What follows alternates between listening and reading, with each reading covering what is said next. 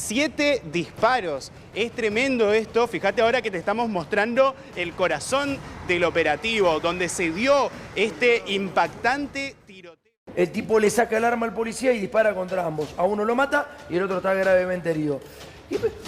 Los policías tienen que llevar sí o sí el chaleco antibala, tienen que tener seguridad en el arma. ¿Cómo es esto? Bueno, lo que pasa es que acá, desde hace muchos años, pero mucho tiempo, ya se pierde en el tiempo, como que se le ha sacado a la policía el rol que tiene, que es el de guardián del orden. Ajá. O sea, prácticamente los delincuentes, la gente, en realidad le falta el respeto a la policía a tal punto de que algo que no se les ocurriría en ningún lugar del mundo, que es sacarle el arma para tirar, acá sucede, y sucede con más frecuencia de la que nosotros podemos creer. Entonces, ¿cómo se tiene que proceder para esto? Primero, lógicamente, los policías tendrían que tener chaleco antibalas, pero esto tampoco puede ser una prenda común, porque en ningún lugar del mundo todos los policías van siempre con chaleco antibalas.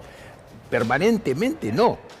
Cuando tienen determinadas funciones... Pero ¿hay una ley que exige que el policía tenga acá chaleco antibala o no? No, no hay nada que... No hay ninguna... Ni protocolo ni nada. Sí, son protocolos internos que son para determinadas actuaciones, claro, determinadas actuaciones policiales. Claro, qué raro. Entonces, sinceramente, me parece que acá siempre se consideró a la policía, más aún, cuando, por ejemplo, había un tiroteo en el que el policía se defendía o defendía a un ciudadano, tenía que probarse que era la legítima defensa, etc. Ahora se modificó la ley y entonces se presume que un policía que defiende a una persona está actuando en legítima defensa de los derechos de otro. Pero eso es razonable, porque, por ejemplo, para tirar ejemplos, en Canadá, acercarse a un policía y no respetar la orden de detención o de que se pare, que no avance, ya es autorizar al policía que use el arma contra la persona que se acerca. ¿Ah, sí? Claro. ¿A qué distancia? A una distancia de 15 metros, ¿no? Entonces, es un montón. Es un montón, es claro, le tenés que gritar. De derechos, sí. Entonces... Y es un poquito restrictivo, de derechos, es como... Exactamente. Por eso lo que decía, yo recojo lo que decías vos porque me parece importante y cierto, porque si no tienen una buena instrucción, la verdad que no van a hacer cosas buenas. Pero, en líneas generales, hay que pensar que más importante que reprimir es prevenir. ¿Y de qué manera se previene? Si la persona que va a atacar, el delincuente, el que quiere hacer el desorden, tiene miedo de lo que le pase, si lo comete. Entonces, si va a tener consecuencias, es decir, si no va a ser impune, si no va a haber impunidad, esa persona seguramente no lo cometa. Pero también, ¿vos creés que ese tipo estaba en su sano juicio? No, en este caso estaba, la verdad que era una persona que estaba fuera de juicio. Y ahí, doctor, por ejemplo, con un juicio, ¿qué arma tendría que haber tenido? Porque vos, fíjate, le sacó el arma de fuego. Sí. Pero si tenía una taser, iba a tener la taser y el arma de fuego el efectivo policial. ¿Sí? Y además, ¿sabés qué pasa?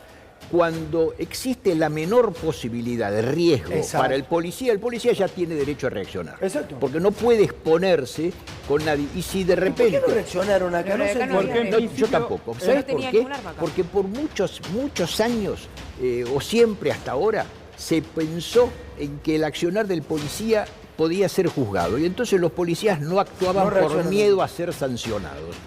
Y eso tiene que cambiar, porque si no, de esta forma... Pero vos estás diciendo que estos policías no reaccionaron por miedo a ser sancionados. Muchas veces actúan de esa forma, o sea, no tienen una reacción directa porque dicen... Es un problema, claro que sí. Claro. Es una hipótesis buena, nosotros... Porque la taser puede ser un método de descarga eléctrica para presionar, y eso no es una mentira, ¿no? Porque la taser funciona una sola vez y no es para torturar, no era una picana, ¿se entiende? Bueno, me dice Donato, con la taser todo esto se hubiera evitado, y la verdad es que sí. Sí, obviamente. Pero es parte de un protocolo, doctor. Obviamente. Porque como dice Lucas, vos tenés la taser y el arma de fuego, si no tenés que bajar solamente con la taser. Bueno, es un protocolo que hay que instruirlo. Es un elemento más, un arma más de disuasión que se tiene si se sabe usar. Tienen precaución de hacer reducciones y tienen miedo de ser juzgados después. ¿De abuso? De abuso.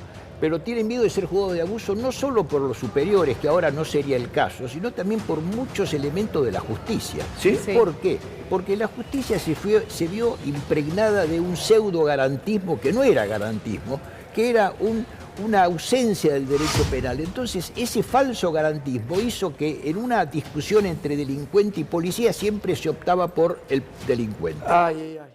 Lo vamos a aprovechar al doctor antes que se nos vaya. Doctor, dejanos la última reflexión. Entonces, para pasar en limpio sobre este episodio particular, para evitar la muerte de los dos, del policía y el otro que está herido al borde de la muerte, ¿qué hubiera tenido que hacer la policía? Bueno, creo que muy bien han dicho que primero lo tenía que reducir. Sí. Había que haberlo reducido, de la forma que fuere. Si se puede hacerlo en forma pacífica, mucho mejor. Reducir es esposarlo. Esposar, tratar de meterlo en el móvil, o en el piso, nomás, en el piso. Pero la reacción del policía tiene que ser inmediata. Y, en definitiva, después, si la cuestión es entre la vida del agresor o la vida del policía, bueno, siempre el policía tiene que defender su vida. Porque está más en riesgo siempre. Porque está más en riesgo siempre. Esa es la realidad. Está bien, doctor, gracias. Gracias a ustedes. Gracias por haber venido. Bueno.